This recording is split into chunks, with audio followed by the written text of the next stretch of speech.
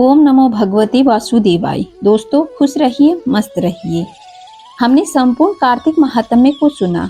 जिसने इस चैनल पे कार्तिक महात्म्य सुना और अपना प्यार इस चैनल को दिया, उसके लिए सभी को बहुत बहुत धन्यवाद। शास्त्रों के अनुसार मार्गशीर्ष महीने का संबंध मृगशिरा नक्षत्र से भी है।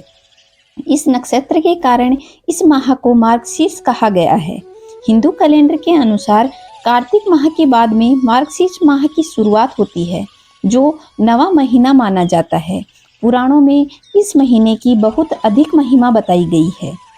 भगवान श्री कृष्ण ने अपने मुख से कहा है कि मैं गायन करने योग्य श्रुतियों में वृहत साम हूँ, छंदों में मैं गायत्री छंद हूँ और महीनों में मार्गशीर्ष हूँ तथा ऋतुओं में मैं बसंत ऋतु हूँ। भगवान श्री कृष्ण ने स्वयं को मार्गशीर्ष महीना बताया है।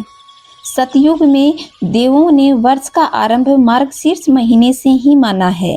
साथ ही ऋषि कश्यप ने इस महीने के दौरान ही कश्मीर नामक जगह की स्थापना की थी। इस बार मार्गशीर्ष महीना प्रतिपदा तिथि का प्रारंभ 28 नवंबर 2023 से शुरू होगा, जो 26 दिसंबर 2023 तक चलेगा। इसे अगहन माह भी कहा जाता है। इस माह में शंख का पूजन करना चाहिए और हर तरह के रोगों से और शोक से मुक्ति प्राप्त कर सकते हैं। इस माह में ब्रह्म मुहूर्त में स्नान करने से पति की उम्र लंबी होती है। इस माह में भगवान श्री कृष्ण की पूजा का विशेष महत्व है। जो मनुष्य धन और संतान सुख चाहता है, वह क्रीम कृष्णाय नमः मंत्र का 108 बार तुलसी की माला से या रुद्राक्ष की माला से या कमलगट्टे की माला से जप करें। आप ओम नमो भगवते वासुदेवाय मंत्र का जप भी कर सकते हैं। साथ ही मार्गशीर्ष माह के दौरान यमुना नदी में स्नान दान का बड़ा महत्व है। मार्गशीर्ष महीने में यमुना नदी में स्नान करके भगवान को सहज ही प्राप्त किया जा सकता है। अतः जो लोग भगवान का आशीर्वाद बनाए रखना चाहते हैं और हर संकट से छुटकारा पाना चाहते हैं, उन्हें मार्गशीर्ष के दौरान कम से कम एक बार यमुना नदी में स्नान अवश्य करना चाहिए।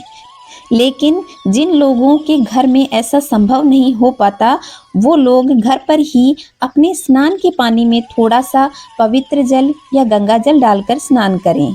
इस महीने में सांवले सलोने भगवान श्री कृष्ण की उपासना करनी चाहिए और सरोवर में स्नान करना फलदायी माना गया है।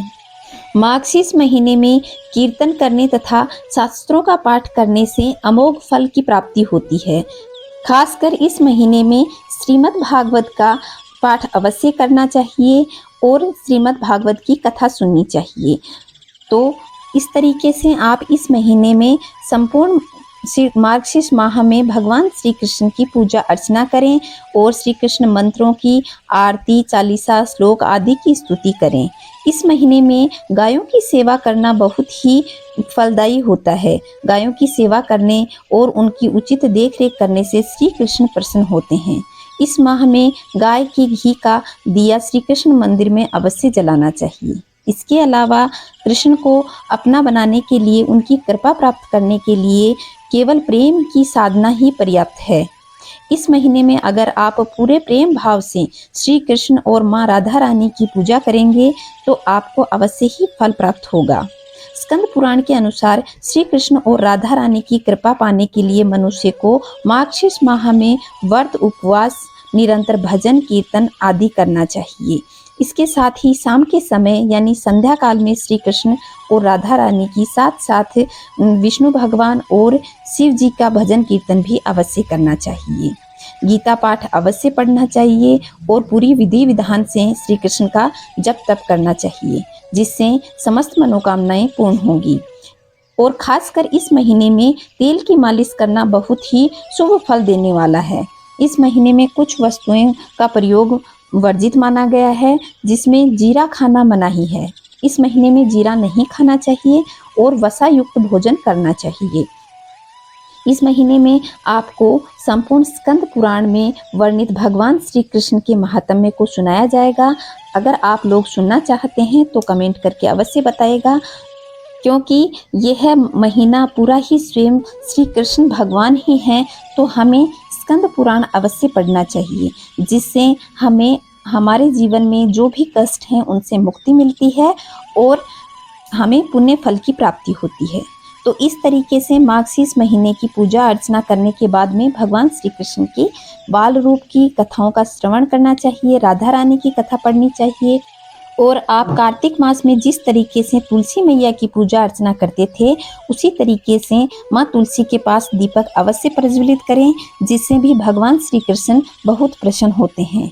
तो यह था पूरा कार्तिक मास में आपको किस तरीके से पूजा अर्चना करनी है और किस तरीके से स्नान करना है।